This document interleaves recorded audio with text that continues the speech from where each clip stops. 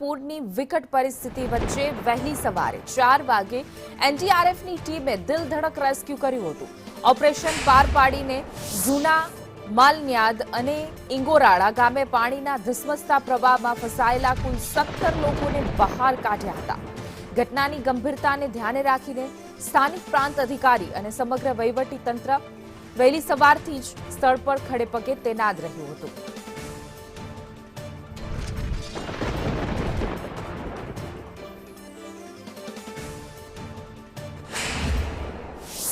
કુલ 12 લોકો ફસાયેલા હતા. એ પૈકી જે એનડીઆરએફ રેસ્ક્યુ કર્યા છે એમાં 5 લોકો અત્યારે એમણે રેસ્ક્યુ કર્યા છે અને એ સિવાય 7 લોકો છે એંજાર બાજુથી એમના 3 રિલેટિવ્સ ત્યાં પહોંચી ગયા છે અને કમર સુધીનું પાણી છે એવું એમણે કીધું છે ને એમની રીતે એ લોકો ત્યાંથી નીકળી જાય છે એટલે લોકો સેફ છે અત્યારે.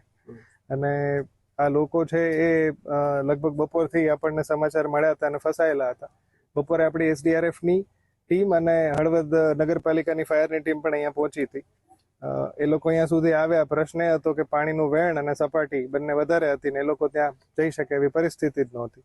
એટલે આપણે એનડીઆરએફની ટીમને બોલાવી. મીનવાઇલ પાણી ઓછું થયું, એમની પાસે ઇક્વિપમેન્ટ પણ વધારે સારા હોય, એ લોકો સ્કિલ્ડ હોય એટલે એ લોકો ત્યાં પહોંચી અને એમને सक्सेसफुली. हमारी टीम पहले से कच्छ डिस्ट्रिक्ट में भुज में तैनात थी और कल 7 बजे के लगभग 50 मिनट पर हमें सूचना मिली कि भाई वहाँ पर इस प्रकार का मोरबी डिस्ट्रिक्ट में 7 लोग एक जगह और 5 लोग एक जगह ट्रैप्ड हैं. तो फिर मैंने सर के नंबर मुझे मिल गए थे एसडीएम सर के.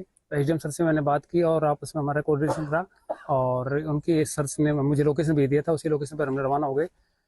मुझे शायद तो हमेशा कि जैसे कि हम लोग ऑपरेशन करते रहते हैं तो अंदेशा था कि हो सकता है हमें ट्रैक्टर की आवश्यकता पड़े. तो मैंने सर से कोऑर्डिनेशन किया और सर ने पहले से ही 2 ट्रैक्टर की व्यवस्था कर रखी थी. हमने तुरंत बिना देरी किए हुए और वहाँ पर ट्रैक्टर में सामान रखे, इक्विपमेंट्स और हमारे जो सामान होते हैं वो रखे और करेक्ट लगभग 3:30 बजे के आसपास जो है यहाँ पर पहुंच गए थे इंसिडेंट साइट पर और टाइमली हमने रेस्क्यू किया. વાડીએ જઈને વરસાદ વધી ગયો એટલે હું કલાક 1.5 કલાક અહીંયા બેઠો. પછી અહીંયાથી પરત ફરતા પાણી આવી ગયું. પછી હું પડખે પાડોશીની વાડીએ મજૂર હતા ત્યાં ગયો. ત્યાં જઈને મજૂરને નથી ખબર પણ મજૂરને મેં જઈને કીધું કે નદીમાં પાણી વધી ગયું. પછી અમે બધા અહીંયા મજૂરને બધા ભેગા થઈ ગયા એટલે અમે પાણી વચ્ચે બેસી રહ્યા અત્યારે લગી. અત્યારે લગભગ 4-4:30 ની આજુબાજુ થયું છે. એવું બધું થઈ ગયું સમય અને આ તંત્રનો બધાનો આભાર. અત્યારે અમને બહાર કાઢ્યા. અમે 5 જણા હતા.